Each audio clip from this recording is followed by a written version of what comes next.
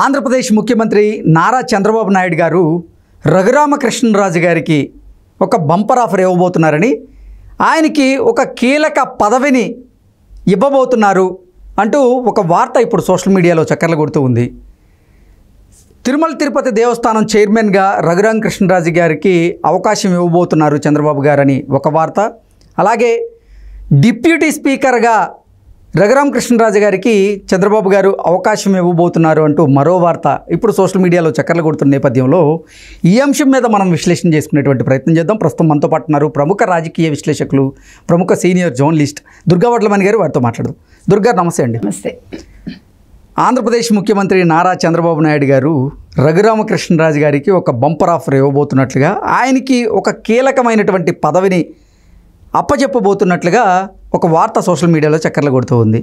కొంతమంది ఏమో ఆయనకి తిరుమల తిరుపతి దేవస్థానం చైర్మన్ ఇవ్వబోతున్నారంటూ కొంతమంది అభిప్రాయాన్ని వ్యక్తం చేస్తూ ఉంటే, మరికొంతమంది ఏమో లేదు డిప్యూటీ స్పీకర్గా రఘురామకృష్ణరాజు గారికి చంద్రబాబు గారు అవకాశం ఇవ్వబోతున్నారంటూ కొన్ని వార్తలు అయితే వస్తూ ఉన్నాయి.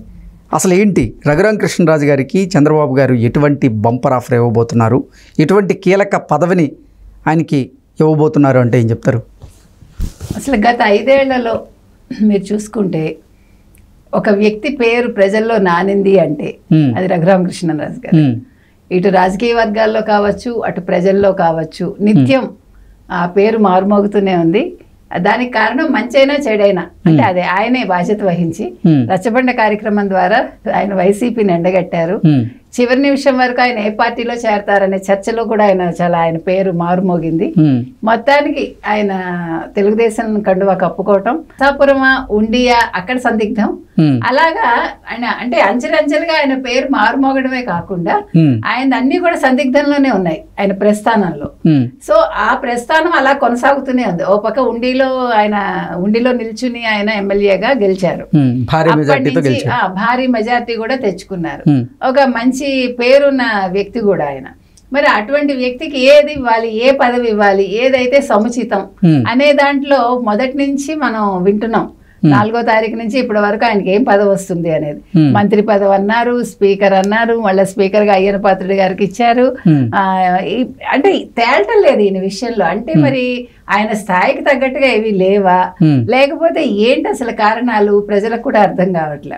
కాకపోతే ఏంటంటే మంచి మనసున్న వ్యక్తి కావచ్చు ఆయన, రాజకీయాల్లో మరి రాజకీయం చేయలేకపోతున్నారా ఆయన, అది కూడా మనకు అర్థం కావట్లే. కాకపోతే ఇప్పుడు ఏంటి ఆయనకి ఇచ్చేది, మీరు చెప్పినట్టు డిప్యూటీ స్పీకర్ ఇస్తారా అంటే నిన్న మొన్నటి వరకు స్పీకర్గా తెలుగుదేశం పార్టీకి చెందిన వాళ్ళకే అవకాశం దక్కబోతుంది అంటూ ఒక వార్తను చూసాం. అది కూడా అయ్యన్న పాత్రుడు గారిని స్పీకర్గా చేయబోతున్నారు, ఆల్రెడీ చంద్రబాబు గారు డెసిషన్ తీసుకున్నారు అంటూ కొన్ని వార్తలు వచ్చాయి. డిప్యూటీ స్పీకర్గా జనసేనకు అవకాశం ఇవ్వబోతున్నారు చంద్రబాబు గారు అంటూ అక్కడ పంతం నానాజీ గారి పేరు, అలాగే లోకం మాధవి, వీళ్ళిద్దరి పేర్లు వినపడుతూ వచ్చాయి. అంటే డిప్యూటీ స్పీకర్కి వీళ్ళిద్దరిలో ఎవరొకరికి అవకాశం దక్కబోతుంది అంటూ కొన్ని వార్తలు అయితే వచ్చాయి. ఇప్పుడు మళ్ళీ అనూహ్యంగా రఘురామకృష్ణరాజు గారి పేరు అయితే తెర మీదకి వచ్చింది.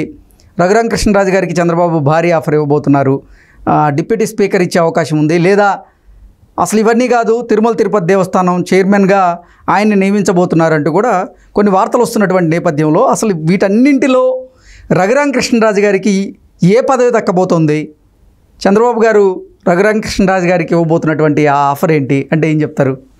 మీరు చెప్పినట్టుగా ఇప్పుడు పంతం నానాజీ పేరు వచ్చింది, మాధవి గారి పేరు తెరపైకి వచ్చాయండి.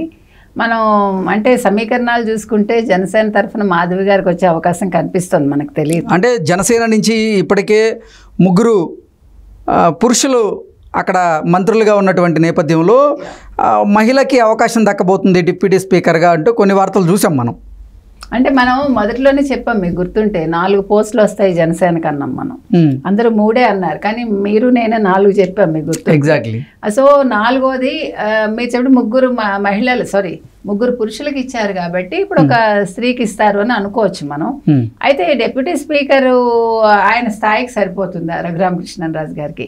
ఎందుకంటే స్పీకర్ అనుకున్నాక మళ్ళీ డిప్యూటీ స్పీకర్ ఆయన తీసుకుంటారు అనేది కూడా మనకుంది. అయితే మీరు చెప్పిన తిరుమల తిరుపతి దేవస్థానం చైర్మన్ అనేది చాలా గౌరవప్రదమైన పదవి అది. అసలు దానికోసం మహా వాళ్ళే తహతహలాడతారు, అయ్యా పదవి మాకు వస్తే బాగుండని. అంటే ఎంత డబ్బు ఉండనివ్వండి, ఎంత పదవి ఉండనివ్వండి, దేవుడి ముందు అవన్నీ చాలా అల్పంగా ఉంటాయి కదా. కాబట్టి వెంకటేశ్వర స్వామి దగ్గర ఒక టీటీడీలో ఒక చైర్మన్ గా చేయటం అంటే ఆ గౌరవం వేరు. కాబట్టి గతంలో మీకు గుర్తుంటే కనుమూరి బాపిరాజు గారు కూడా చేశారు. కనుమూరి బాపిరాజు గారు కూడా రాజులే మనకు తెలుసు. వారు ఆ పదవిని చాలా చక్కగా నిర్వహించారు. ఇంకొకటండి, ఇప్పుడు మనకి తెలిసి ఆయన మీద కూడా ఎటువంటి అవినీతి మరక పడలేదు, వాళ్ళకి అవసరం లేదు. అదే విధంగా రఘురామకృష్ణరాజు గారు కూడా ఇప్పుడు సంపాదించుకోవాలన్న ఆశ లేదు కదా, ఆయనకు అవసరం లేదు ఫస్ట్ థింగ్. కాబట్టి ఒకవేళ ఆయన టీటీడీ చైర్మన్ పదవి ఇస్తే సముచితంగానే ఉంటుంది. అది పదవి పెద్ద చిన్న అనేది లేదండి, అది దేవుడి పదవి కాబట్టి.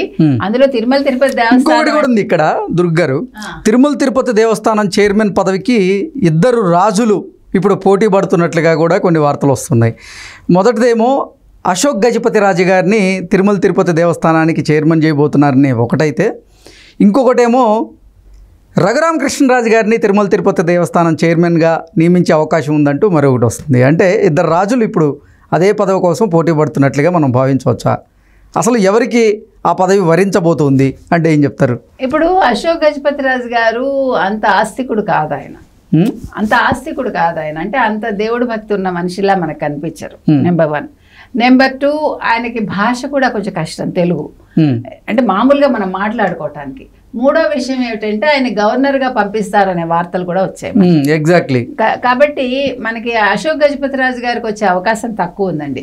ఇంకొక విషయం ఏంటంటే మీకు గుర్తుంటే మొన్న రఘురామకృష్ణరాజు గారు తిరుమలకి వెళ్ళొచ్చి బయటకు వచ్చి నేను దేవుడిని ఒక కోరిక కోరుకున్నాను అన్నారు. మరి ఆ కోరిక ఈ టీటీడీ చైర్మన్ పదవా అనేది మనకి తెలియదు. ఈ పదవి కనుక ఫైనల్ అయితే ఆయన కోరుకున్నది అదే కావచ్చు, ఆయన కోరుకున్న పదవి ఆయన వరించి ఉండొచ్చు. అది మనం మరి వెయిట్ చేసి చూడాలండి. రఘురామకృష్ణరాజు గారేమో అసలు చంద్రబాబు గారి క్యాబినెట్లో ఆయన పనిచేయాలని అనుకున్నారని, కానీ చంద్రబాబు గారు అవకాశం ఇవ్వకపోవడంతో ఆయన తిరుమల తిరుపతి దేవస్థానం చైర్మన్గా అయినా వస్తే బాగుండని కోరుకుంటున్నారంటూ కూడా కొన్ని వార్తలు అయితే వచ్చాయి.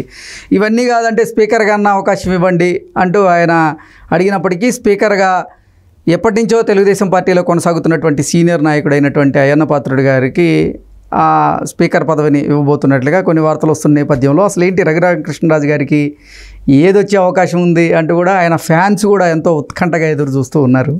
మొత్తానికి ఏంటి ఆయనకి ఏ పదవి రాబోతుంది అంటే ఏం చెప్తారు? మనం ఏది చెప్పలేకపోతున్నామండి, ఎందుకంటే ఆయన విషయంలో మాత్రం చాలా ప్రత్యేకంగా ఉంది అన్ని.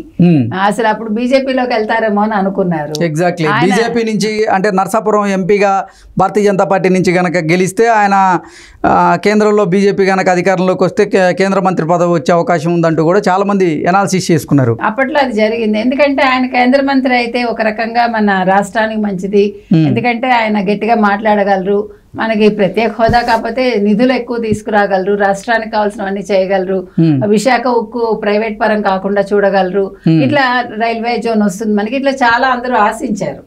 కాకపోతే అన్ఫార్చునేట్లీ ఆయన అందులోకి వెళ్లకుండా తెలుగుదేశానికి వచ్చారు. తెలుగుదేశానికి వచ్చినా కూడా ఇప్పుడు మీరు చెప్పినట్టుగా ఆయనకి ఏమొస్తుంది అనే ఉత్కంఠ అందరిలోనూ చాలా ఎక్కువగా ఉంది చెప్పాలంటే. ఒక మీరు చెప్పిన ఐపీఎల్ మ్యాచ్ లాగా ఇది ఏంటి రఘురామకృష్ణరాజు గారికి ఏం పదవి వస్తుంది అన్న దాని మీదే ప్రతి ఒక్కళ్ళ దృష్టి. అసలు పదవి వస్తుందా లేదంటే ఎమ్మెల్యేగానే మాత్రమే మిగిలిపోతాడా అనేది కూడా ప్రశ్నార్థకం అంటున్నారు. అంటే ఆయన స్థాయికి ఏది ఇవ్వాలి అన్న సందిగ్ధంలో ఒకవేళ అది కూడా తీసుకోరా ఆయన అనేది మీరు చెప్పినట్టుగా అందరూ అన్న విషయం కూడా ఉంది. సో చూద్దామండి. ఆయనకి నాకైతే తిరుమల తిరుపతి దేవస్థానం చైర్మన్ గా వారిని తీసుకుంటారని అనిపిస్తోంది. అందరూ కూడా అదే అనుకుంటున్నారు కాబట్టి let us wait and see. Okay అండి, థ్యాంక్ యూ సో మచ్.